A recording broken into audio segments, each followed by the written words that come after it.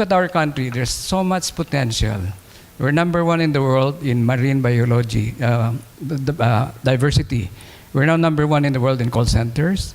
We're number one in sailors. And we're number two in geothermal energy. We're number two in BPOs. We have the third longest coastline, number four in shipbuilding, number four in gold reserves. We are number five in all other mineral resources, and number 12 in human resources. And I've been saying that if we address more effectively corruption, criminality, and climate change, we should be in the top 20 economies in the world. And then let's get started. And we are 400 times the size of Singapore, 350 times the size of Taiwan, 3 times the size of South Korea. So there's so much potential in our country. So let's get started, and I hope we have enough time so we can show what we're doing right now in Clark, Pampanga, and Davao. But before we get started with the 3D presentations, let's go around the world, and we're trying to put in place as much practicable the best practices in urban planning and architecture. Let's start with the first slide.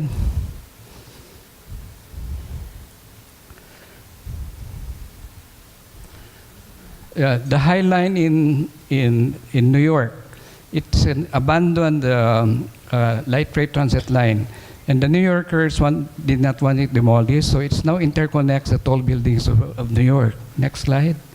And vision for the future of Paris, a smart city. Next slide. Waterfront city in Dubai. I was very much part of the original planning of architecture of Dubai in 1977. So we look at the urban future of Dubai within the next 15 years, within the next 40 years. Next slide. Floating observatories in Taiwan, technological for events. Next slide. Boricole in France, vertical buildings with vertical agriculture, biophilic building, and carbon observing green tower in Taiwan. And again, Bosco Verticale in Milan. Hudson Yards in New York, a mixed-use development. Formerly industrial yard. Daimler Chrysler Berlin collects rainwater off 19 buildings to provide potable water. Artificial intelligence, next slide. Self-driving vehicles, the first ones who will implement it between Dubai and Abu Dhabi. High-speed trains, next slide. San Francisco, biophilic city, a city infused with an abundance of nature. Washington, D.C., world's first LEED Platinum city. Busan, South Korea, excellent zoning, Korea's largest industrial area, and preservation of the environment. Singapore, 45% of green and open spaces. And Singapore has really the lungs of the city, the open spaces. Next slide. Parks and increased prime real estate, that's like in Central Park, New York. Vancouver, Canada, best green building policy, more than 200 parks. Toronto, Canada, urban forest program. Bali, Indonesia, sustainable tourism plan. Kauai Bay, Hawaii, also sustainable tourism plan. Stockholm, Sweden, revival of rivers and waterways, walkable and bikeable. Sydney Bay, Australia, coastal city, good example. Copenhagen, Denmark, carbon management planning. The first mode of transportation is walking. The second mode of transportation is bicycles, and then public transit. Copenhagen, elevated bike paths. I hope we have more pedestrian bridges and bike paths across Pasig River. Next slide. Freiburg, Germany. The Germans make the best cars in the world, and yet they don't allow cars in the middle of the cities. It's car-free city. Portland, Oregon. 250 miles of bicycle lanes, trails, and footpaths. Barcelona, Spain, one of the longest pedestrian streets in the world. Bogota, Colombia, urban transportation, bus rapid transit.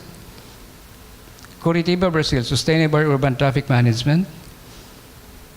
Hong Kong, number one in sustainable transport. London, smart technology traffic reduction. Heathrow Airport, London, driverless pod cars, zero emission transport. South Korea, Chongchun Stream, they used to have an elevated highway and a road above the canal. They removed the highway and the road and reopened the canal, one of the most popular tourist destinations in the middle of Seoul, Korea. Places where people, Singapore, intelligent city infrastructure. Chicago, progressive urban design and planning. Netherlands, clean energy. Shanghai International Port, #1 container port in the world. These are the best top 10 cities in the world. Green, Copenhagen, Amsterdam, Stockholm, down the line. Smart city, in Asia you have Tokyo, Singapore, Seoul, and Hong Kong. Urban mobility, Hong Kong, Seoul, and Singapore in Asia. A resilient city, Toronto, Vancouver, Calgary, and Atlanta. Livable cities, Vienna, Melbourne, Osaka, and Tokyo in Asia. Tourist city #1 now is Bangkok, London, Paris, Dubai, Singapore, Tokyo, Seoul, New York, Kuala Lumpur, and Hong Kong. Gateway cities, Dubai is now #1. London, Hong Kong, Paris, Amsterdam, Singapore, Frankfurt, Incheon, Bangkok, Istanbul. Safest city, Tokyo, Singapore, Osaka, Toronto, Melbourne, Hong Kong, and Zurich. South Korea. Innovative nations, #1 now is South Korea, then Sweden, Singapore, Germany, Switzerland, Japan, Finland, Denmark, France, and Israel. Why am I showing this? We're using the wrong model in our urban planning in Metro Manila. You don't see Los Angeles here. Los Angeles was designed for the automobile, not for public transit or for pedestrians. We have been using that model post-war, after the war, and only 2% of Filipinos own cars. 100% of us are pedestrians, and yet we don't have pedestrian facilities and good public transport. Next slide. Dubai, something close to my heart. I was named hired as architect urban planner for Dubai in 1977 after working on the World Bank funded Metro Plan Manila. But the difference is the Metro Plan Manila, we told government that time, with a do-nothing scenario, we'll have catastrophic traffic, catastrophic flooding, catastrophic lack of decent housing, catastrophic garbage problem. We told that to government in 1976. And it was in that Metro Plan study that I was team leader. That's how Dubai got to know about my work in Metro Manila that time. And Dubai in the 1960s, it was like this. Dubai Creek and Bedouin settlements. And the rural Dubai just gave us, there were about 20 of us for 14 countries. I happen to be the youngest, only one from Southeast Asia.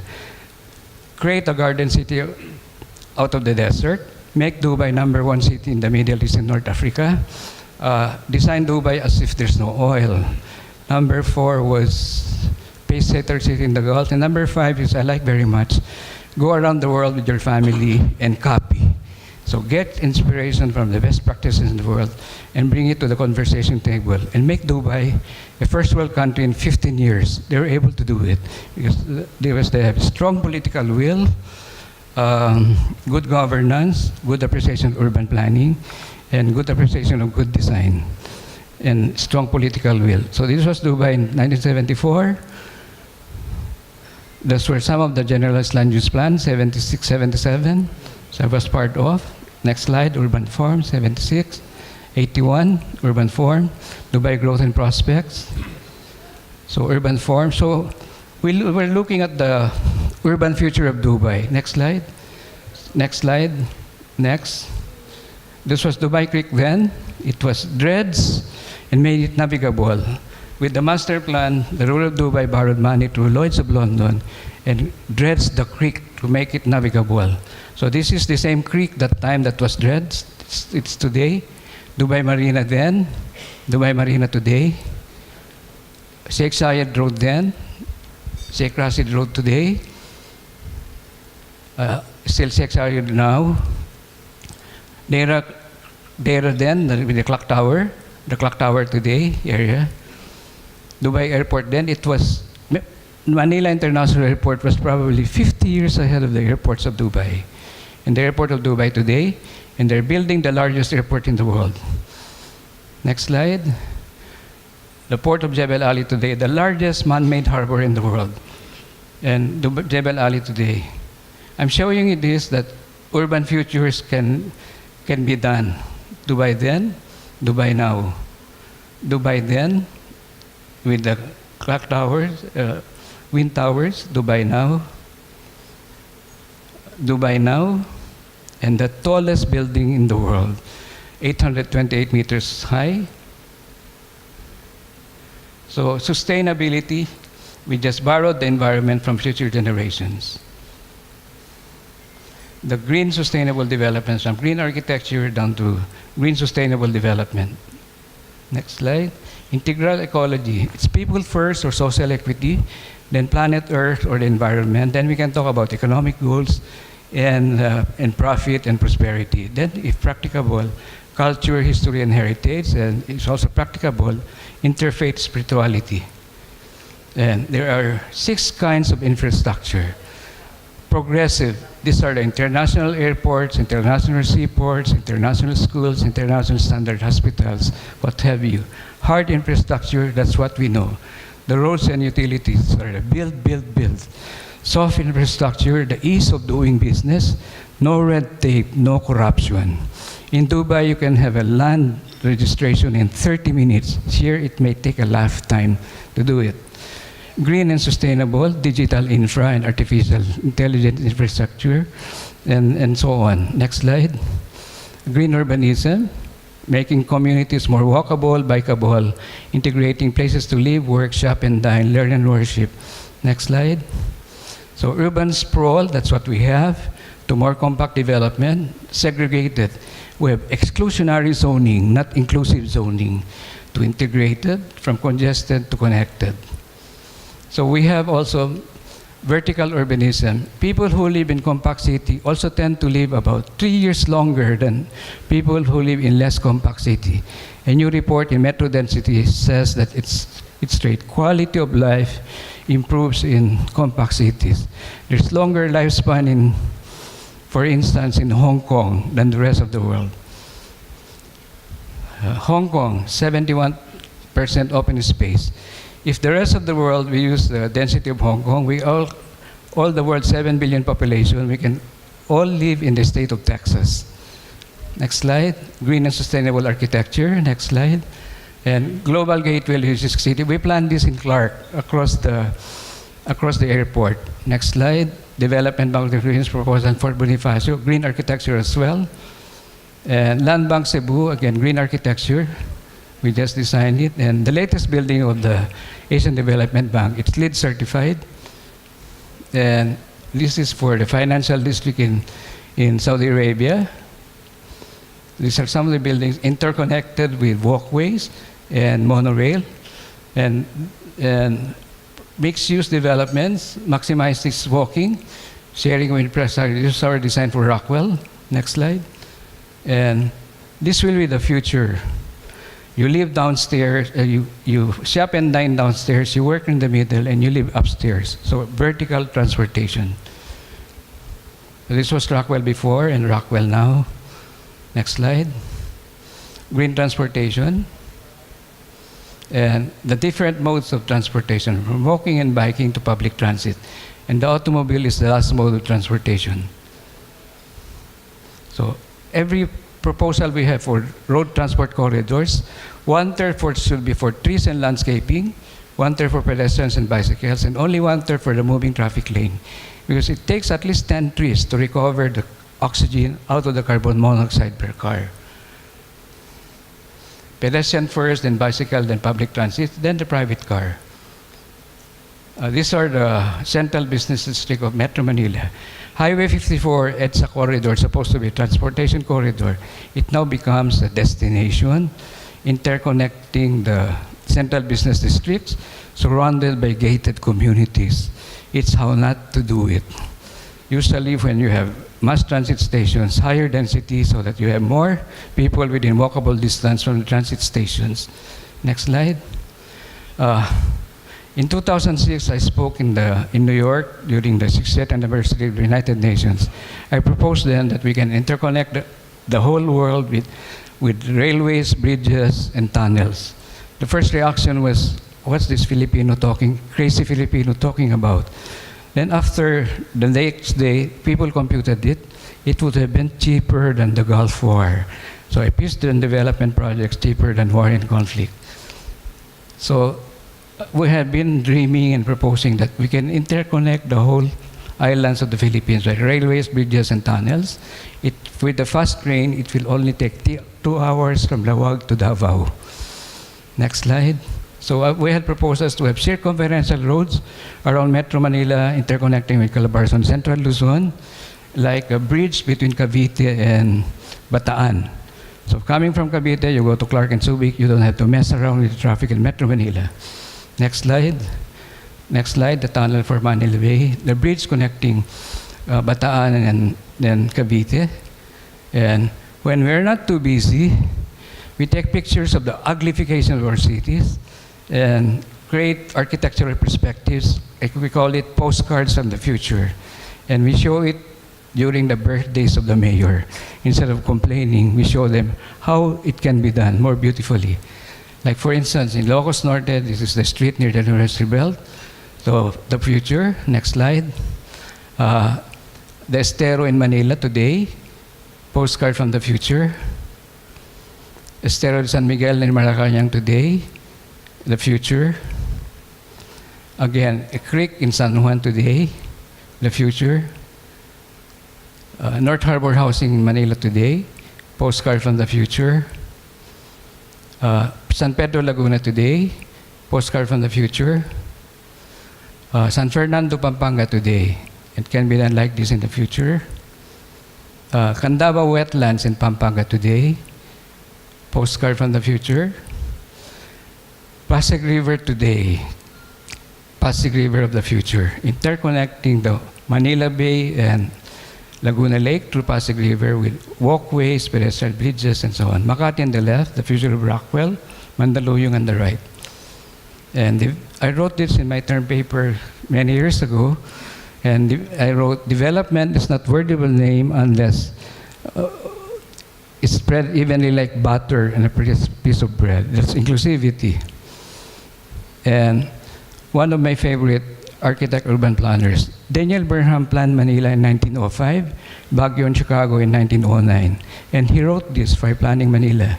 Make no little plans. They have no magic to stir man's blood. Make big plans. Aim high in hope and work. Remembering that a noble logical diagram, once recorded, will never die. But long after we're gone, will be a living thing, asserting itself with ever-growing insistence. Remembering that our sons and daughters are going to do things that will stagger us. Let your watchword be order and beacon beauty. He wrote this while he was planning Manila. And I think we would like to live in master plan environment-friendly cities and communities and buildings that are better connected, more accessible, more walkable, more bikeable, safer, better lighted, more convenient, cleaner, with mixed income, cross-generational mixed-use developments, integrating places to live, work, shop, and dine, learn and worship with healthcare and wellness, and recreation and leisure with some 24-hour cycle activity centers. Everything we do is pro Deo Patria Terra, for God, country, and planet Earth. Now we'll show you the 3D presentations of Clark, Pampanga, and Davao. Next. So we tried to implement the best practices in the world.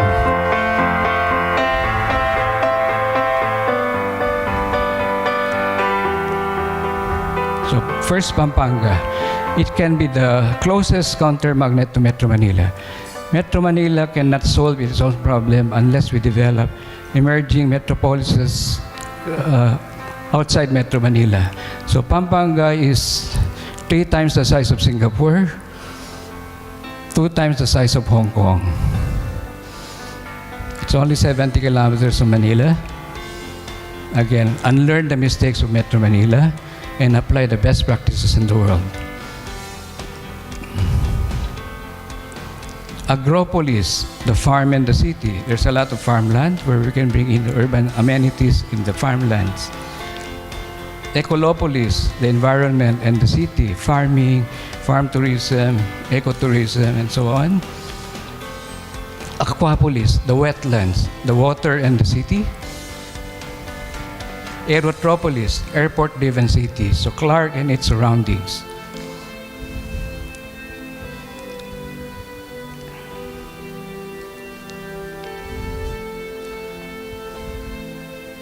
So interconnected with highways and railways and a circumferential road, because in Pampanga, to go from one town to the other, you have to get out to the surrounding provinces. So integrate the whole province with better transport and a connection to Metro Manila.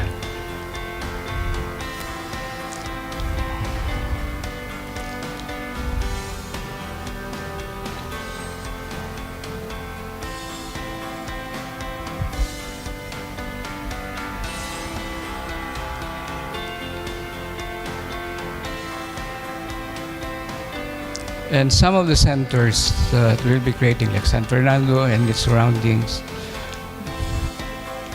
and what we call Golden Triangle, interconnecting these emerging metropolitan areas. A megalopolis is a cluster of a grouping of several metropolitan areas. Metropolis is a cluster of cities. So we can create 4 metropolitan areas in Pampanga. And Metro Manila today, or a few years ago, is growing at 60 persons per hour. It's the highest growth rate in the world. New Delhi is only 47 persons per hour, increase in inhabitants. London, Paris, New York is about 7 persons per hour. So we have the fastest growing metropolis in the world. So circumferential road, and we'll have bus rapid transit as well.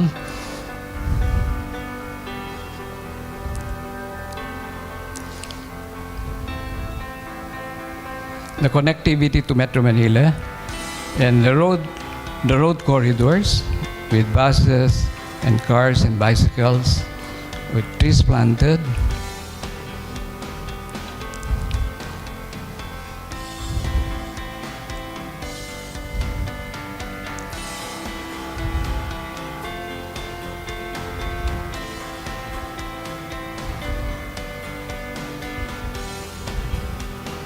Even the public markets, we like to influence the architectural typology.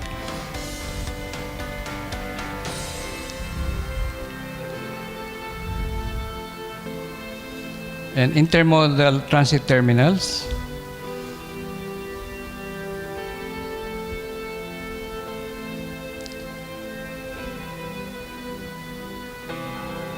Roof gardens with rainwater harvesting and solar panels for alternative energy.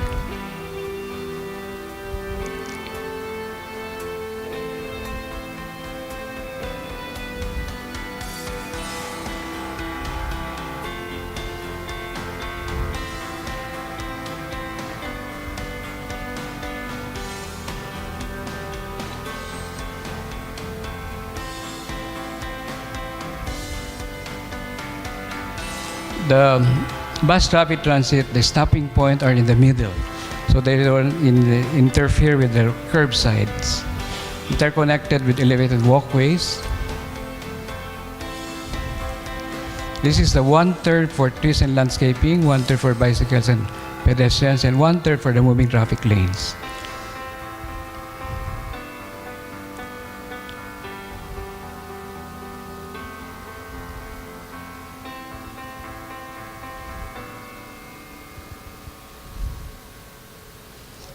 Tourist information centers, a lot of tourism potentials in Pampanga.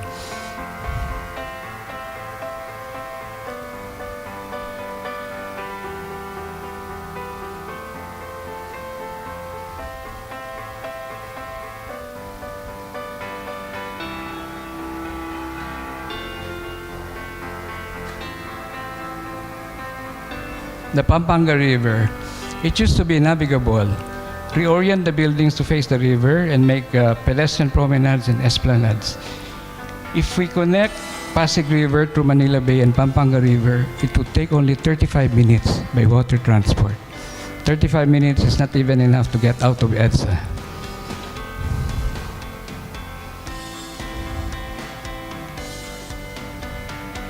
The Pampanga River. Here in our country, we treat our waterways as back of the house, sewers, and so on. Elsewhere in the world, waterfront is a prime real estate, and it would interconnect our fragmented metropolis.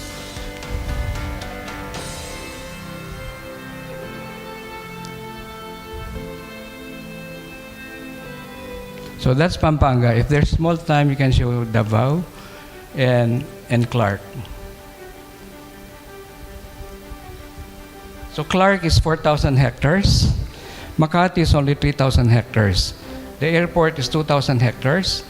Manila International Airport is only 600 hectares. In the hierarchy of airports in the future, this will be in the top of the hierarchy of airports, interconnecting our country to the rest of the world.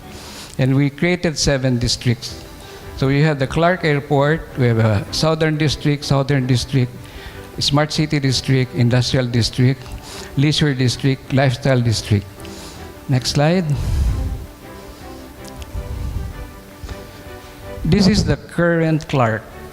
So we differentiate it from the new Clark City, which will be 12 kilometers away from where Clark is. So this is now a development, it's now happening. So again, improve the transportation and accessibility and create businesses and industries that are airport related. So Aerotropolis, airport-driven city. Many years ago, cities were port-driven.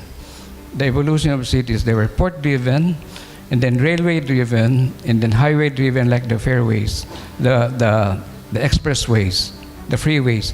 And this century, it will be airport-driven cities to interconnect with the rest of the world. So this will be transport corridors, roof gardens, with bus rapid transit, elevated walkways interconnecting the buildings,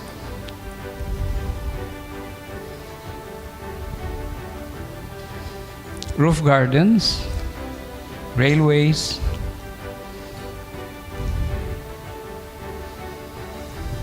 we'll try to make it that the daytime population is almost equal to the nighttime population. The problem we have in our central business districts like Makati, the daytime population is 11 times the nighttime population. So we have the problem of bringing in the 11 times population in the morning and bringing it out in the evening, because the employees of Makati, the younger executives of Makati, they are priced out of the housing stock of Makati. So here we'll have mixed income, cross-generational, and more inclusive development. And this is the Clark International Airport.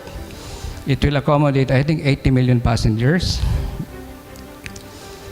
and make it part of the urban development of Clark.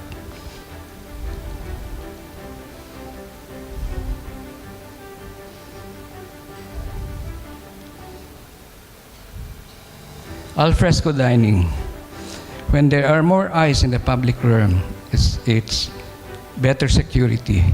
Criminals are not scared of walls. You can commit criminality inside, no witnesses. You can throw a grenade from the outside, no witnesses. Survey says criminals are scared of windows because behind the window there are witnesses. Criminals are scared when there are more alfresco dining because there are more eyes in the public realm. So this is the Southern Gateway District, a little more to the south of the airport. Industrial District, because primarily Clark started as an industrial estate. But because of the higher land value, it's now the changing land uses into commercial, residential, hotels, mixed-use developments, recreational. There's a Dolores Riverfront development in Clark. Make use again of the waterfront.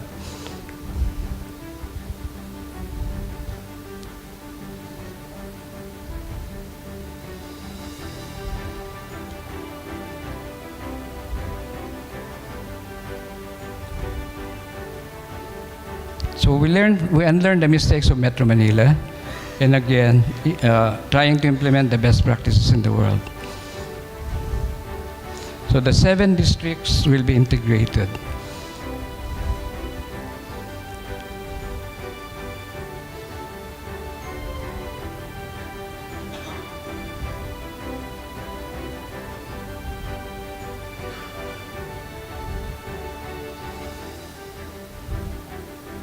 The Smart High Technology District, a wired community.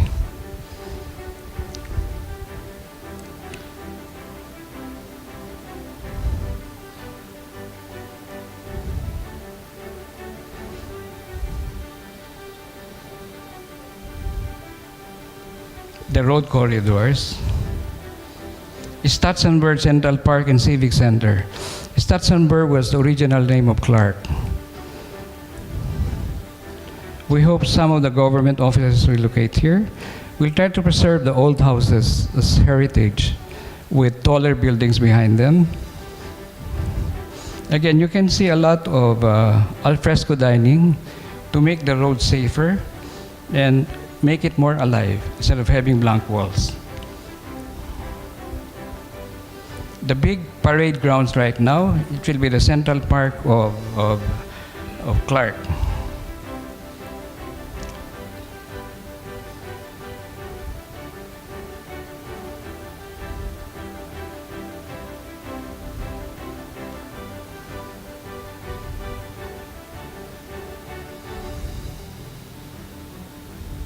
Now the lifestyle district.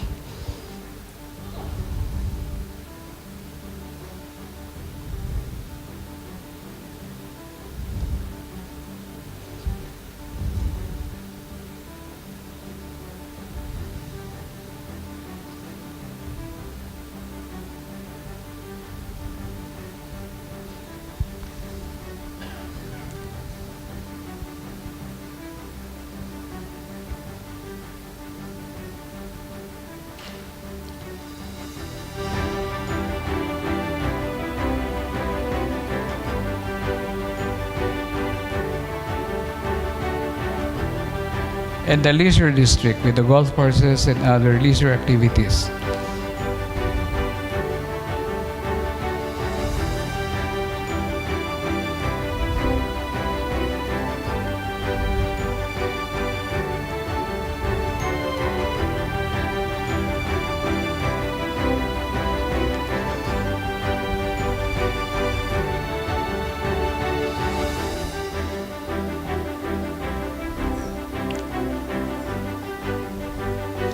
It's really bringing Clark into the 21st century.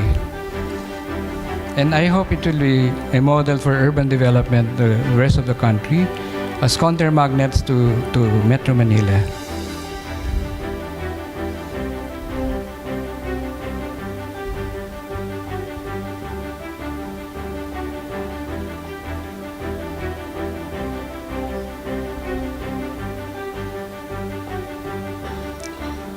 Just a short 3D more for Davao.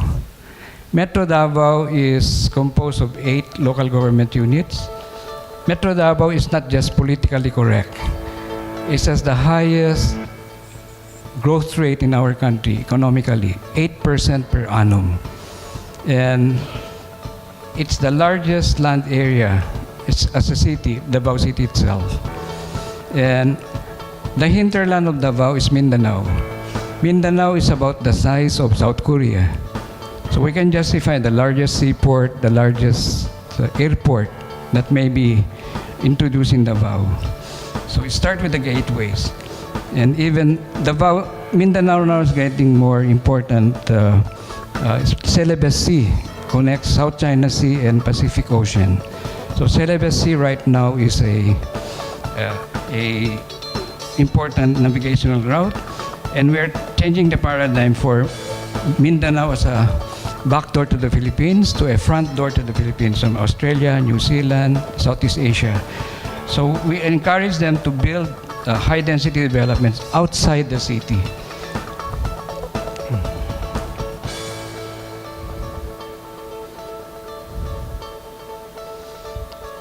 International business districts. Because right now, Davao City is starting to be congested because they're concentrating a lot of new investments in the existing city. So we're creating circumferential roads and radial roads to develop the areas outside Metro Davao. And all the 8 mayors approved this. And the Davao Gulf is one of the largest Gulf, and we can create a lot of seaports in the Davao Gulf. And again, bring in the urban amenities that first world cities have. Promenades along the waterfront, esplanades.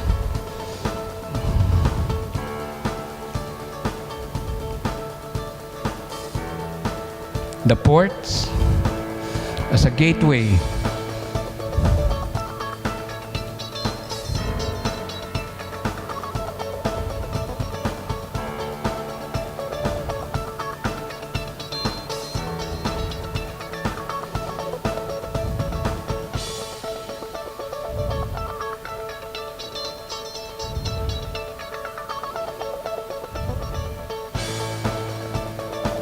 Mindanao will have a railway, the whole island of Mindanao, and Davao will be one of the hubs.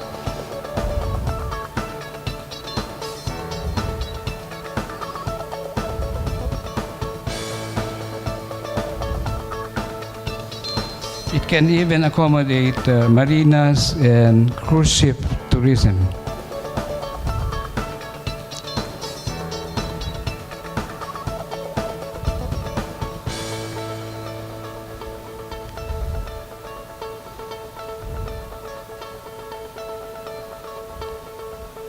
We can have lots of open spaces, parks and playground.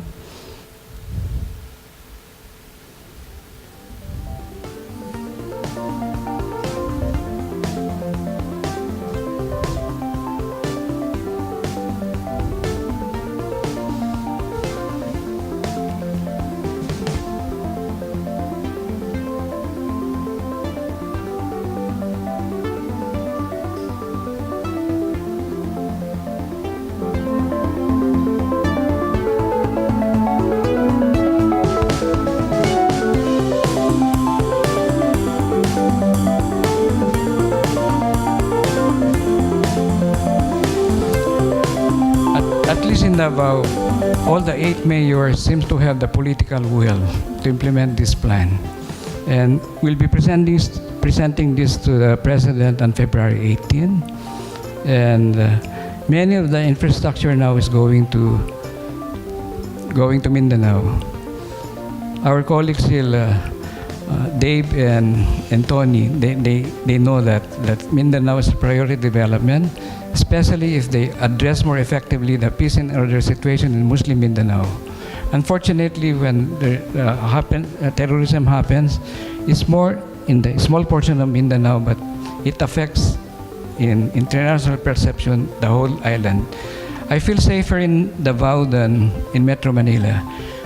Where else in the world you can have a massage on the streets or a barber in the streets? Only in Davao had I experienced it. And there's so much flora and fauna. It's so easy to landscape Davao. I was saying Dubai 1977 was probably 50 years behind Davao 2019. So that's why we showed you the slides on Dubai, showing you the possibilities from a fourth world country into a first world country in 15 years. Even if you do it in 40 years, it will be a good idea to looking at snapshots of the future now. So even the paving patterns, we try to use the Mindanao architectural patterns, interconnect the whole city with pedestrian pathways, bicycle lanes, more organized public transit, tree-lined boulevards. Even the night market, we propose to elevate it so that it can be a 24-hour market. Again, look at the paving patterns. It's Mindanaoan architectural style and character.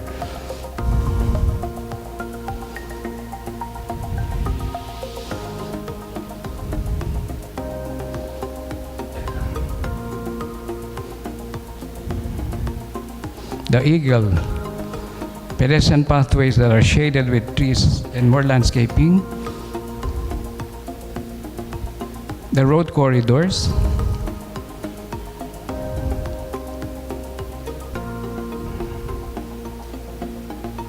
Chinatown. We can do urban renewal and enhance the place.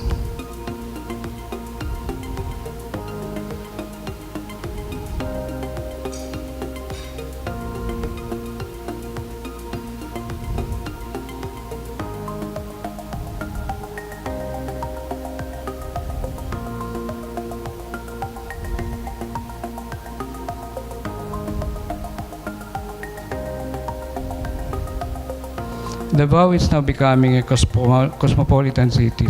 A lot of investors going there. The hotels are almost full.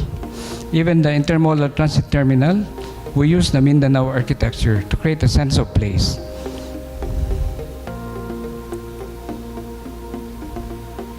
Again, the architectural typology is very much the Mindanao character and style.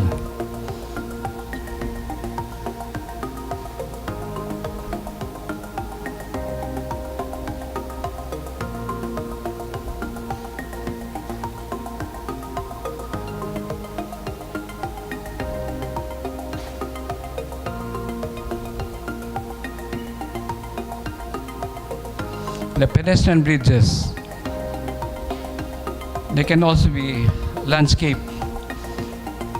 So we encourage people to use the pedestrian bridges and activate them with outdoor cafes once you enter or you get down from the elevated walkways. Again, the principle of more eyes in the public realm. And connecting to Samal, the bridge. I hope this will be followed. Again, the architectural style and character, we use the Mindanao architecture to interconnect the island of Samal to mainland Davao.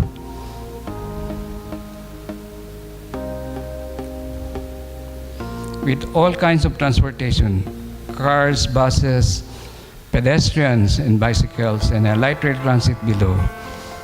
And below the bridge, we can have cruise ships passing by, and with viewing decks.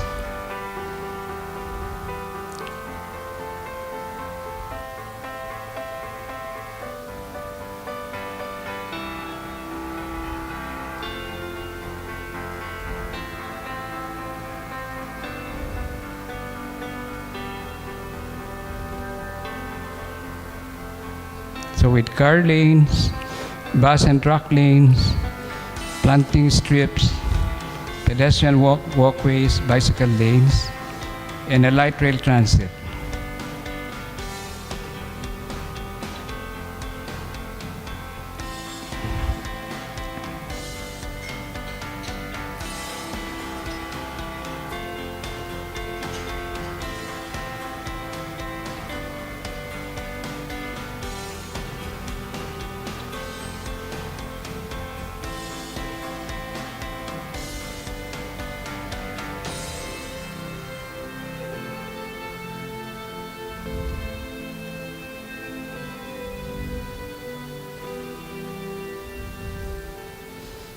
Yeah, thank you very much, and thanks for listening and the opportunity to share.